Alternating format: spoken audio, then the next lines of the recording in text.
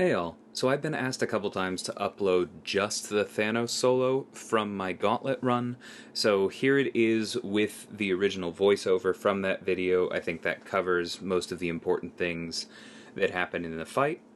Hope you enjoy it. See you on the other side. So now we have Thanos, and like I said, my plan for this was that the other fight I brought Spider-Man 2099 for was Thanos, because Wither, for some reason, gets around the clause in his abilities where it says he's immune to power manipulation and allows you to reduce his power gain. But because his first true phase involves bleed damage and Apocalypse already has the bleed immunity ramped up, and because Apocalypse is just tanky, it's been a long time since I fought Thanos in this form, and so my idea was, alright, I'll run in with Apocalypse. I'll get used to the specials again because it's been a long time. I'll probably end up dying to them, and then I'll switch over to Miguel. So, came into this fight fully expecting to get nailed by a special 2 at some point. Not a perfect special 1 dex, but we got the important part. We do hit into the auto block, which was very dumb. I should not have done that. I should have just waited because we just healed him, right? Even with the poison and debuffs on, it was just a complete waste. There's the perfect dex. So we don't hit in. We are not futzing with that auto block. We're doing a lot of heavies here.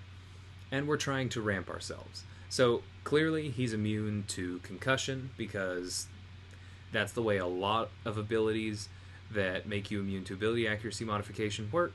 But we have our other 3 debuffs, and we are going to try and push to the special 3 to lock them in.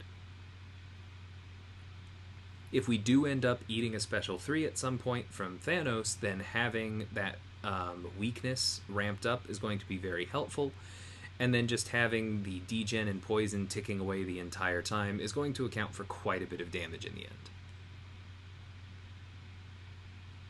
Plus, it makes all of our specials hit harder. But I really like to focus on the utility that all of Apocalypse's debuffs provide, because it really is a great set. He's an absolute monster of a champion.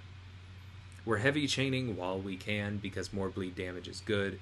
That's just a bonus of the fact that Thanos relies on ability power rate and not combat power rate to be dangerous. If you get him into the corner, you can capitalize on it.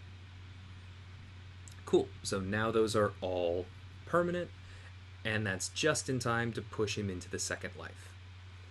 So, reminder, for this one, we're going to take a bunch of degen damage and then heal it all back, so the fact that we were pretty healthy going into this phase, incredibly helpful.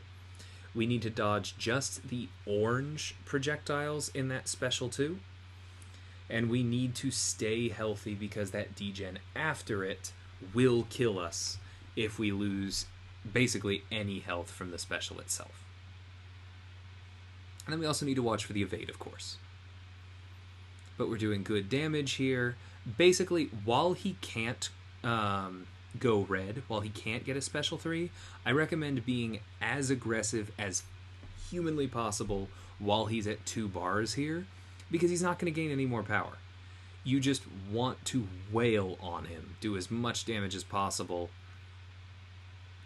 and then eventually he'll throw it. It's also worth noting that if you manage to avoid getting hit by the specials or by him in general, that degen effectively heals you, so you can heal back your block damage because it tries to give you back 100% of what you lost, and recovery boosts that further. So we're staying away from blocking Thanos because that is going to trigger Death Touch and we will just flat out die. But we did play a little risky at the start there to get that intercept so that this special 3 right here isn't going to hit us that hard. But it looks like the weakness did enough that it didn't even hit the 25% cap because it only took us down to 78%, right? So everything I said earlier about Apocalypse's weakness once it gets ramped being really, really strong, I say again. Then we block here, try and bait out a heavy, because same thing as when he's at 2 bars in the phase before this. Once he's red, there's no penalty to being aggressive. You want to wail on him as much as you possibly can while he's there. So this time we weren't able to get an intercept, and confirming my suspicions does not take us down even to 50%. We're good to go there. I step back into this special one because I do not want to risk Death Touch, and there we go.